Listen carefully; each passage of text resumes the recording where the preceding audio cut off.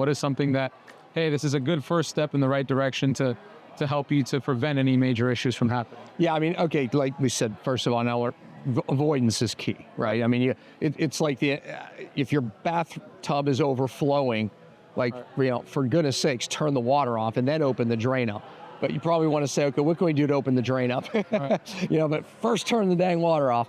Makes sense. But look, the average person, can do some simple things, right? The dietary changes, obviously, we avoid bringing in chemicals, but our cells, thank God, are set up to detox themselves day in, day out, right? So, obviously, you asked this question earlier, and I'm going to kind of pick it up right here. You asked what diet, right? We have this diet, that diet. One of the things that I teach, and this is something everybody can do, change your diet, which has the greatest effect on our microbiome. And what do I mean by change your diet? I don't mean change your diet to a healthy diet. I mean literally don't stay on the same diet all the time. Why? Because you monoculture. You you end up with a lot of the same bacteria. But when you move into a ketosis type of diet for a few months, and then move to a plant-based diet for a few months, and then maybe you even move to a carnivore diet. Do y'all know what a carnivore diet is? Yeah. Well, we can talk about that. Maybe your viewers are interested. But the fact is every culture on the planet, healthy culture, was forced to change their diet. Environmental stressors, animal shifts, things of that sort. Have certain foods, now don't have certain foods, famines, etc. All of it. And they forced to change their diet, which we know is actually the healthiest thing we can do to actually change the gut microbiome. Right. So it's not about taking another probiotic or pill, literally diet change. We tend to stay on the same 8 foods because we can in this, sophisticated country that we live in, but it's not good. So literally look at your calendar and rotate your diet, right? Wow. And even weekly, 2 days a week, eat high carbs healthy carbs that you typically don't eat if you're a low carb person. That diet rotation changes the microbiome, but it has an impact on your immune system. It has a great impact. Controversial topic, and a lot of people at home are going to hate this. Sushi.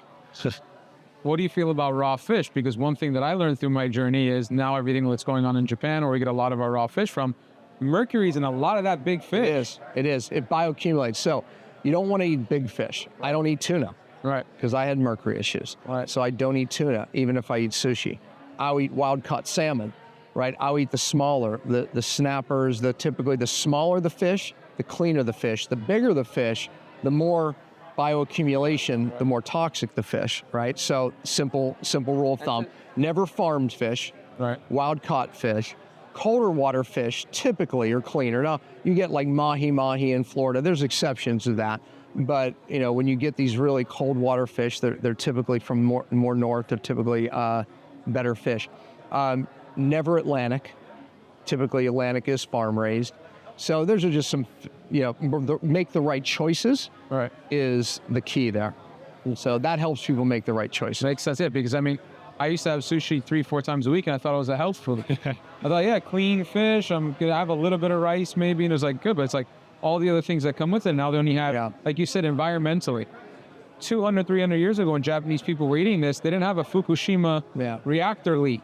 Yeah, that's affecting the water. So there's all these environmental factors that are affecting our ecosystem and our food system. We're seeing, in heavy metal challenges, we're seeing radioactive metals like cesium in so many people. I had it. Yeah. Cesium was what I had. Yeah, you had everything. I had everything. Scared at some point. I'm like, come on, we need to bring the radioactive. Yeah, very right.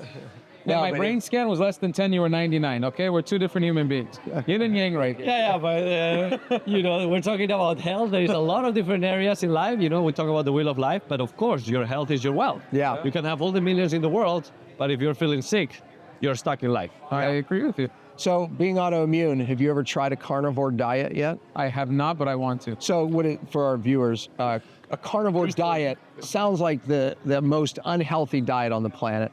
Right. It's simply eating just meat. Right. That's it. Not one vegetable, just meat.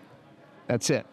Okay, so this is a true story that just happened 2 days ago. So one of my doctors that I train, He's done carnivore before, but he went on a carnivore diet for 90 days. He ran all his blood work before. He ran a microbiome test before. And the microbiome test came back, and it basically told him his diversity, which is probably the most accurate thing on one of those tests, the diversity. Why is diversity important? The more diversity you have, the healthier you have. He would have great diversity, right? And that means your immune system's better, your brain works better. People that have a lack of diversity, that means the number of bacteria, even the type of bacteria, well, they're typically more unhealthy, right? So we can almost look at somebody's health based on the diversity. His diversity wasn't great. He has autoimmune, okay? Raynaud's syndrome. And so it told him to eat all plant-based diet, stay away from meat, stay away from fats, da-da-da-da, right? That's what it told him. He did the exact opposite. He went carnivore for 3 months, retested. We'll talk about his blood work in a minute, but the microbiome test, his diversity went up to normal ranges, okay, in both types of bacteria and also the numbers of bacteria. So how is that possible? Yeah, I mean, fruits, vegetables, fibers, all that stuff. That now you're feeding into my answer. But okay, so because we're told that the fiber from plant feeds bacteria, which it does, right? But what did he do? He diet changed. He varied his diet. It stressed the microbiome, and it caused the microbiome to actually new guys to start coming up because they had to adapt to the stress. It's called hormesis. But what happened is he gained this great diversity because now eating the same foods, his diversity was not that good. And now we increased the diversity. So his autoimmune, all his markers got better. All his symptoms got better. Cured or better. Well, like gone during it. Now, when he started adding foods back in, it started coming back. It's still better, by the way. It's still better, but it started coming back slowly. But his blood work, okay, so all his inflammatory markers went down. Every marker that we look at for health went down. Triglycerides went down. Cholesterol went up, as you would think it would. However, when we look at cholesterol, we don't just look at total cholesterol. We look at the particle size and number. His small particles, which are the most dangerous, went down. Wow. And the big particles that are most protective went up. So literally, I mean, it was stunning. I did a video with him showing all his blood work. So, but I predicted it. I predicted his diversity, despite it would go up. That's then the question here. If that person will remain with that carnivore diet for a longer period of time, then will that go back into? Yes, that's the point, is that if he would stay on the carnivore diet longer, his microbiome, it would start to go back the other way. And I believe his immune markers and things would start to get worse again.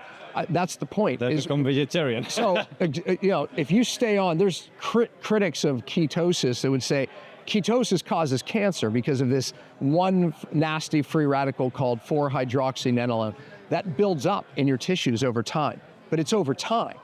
So, but in short term, you have all these absolute amazing things happen in ketosis. Ketosis isn't a diet anyway, it's an adaptation to low carbs. And then your body goes into ketosis because your brain uses ketones. But the bottom line is the diet change short term is good.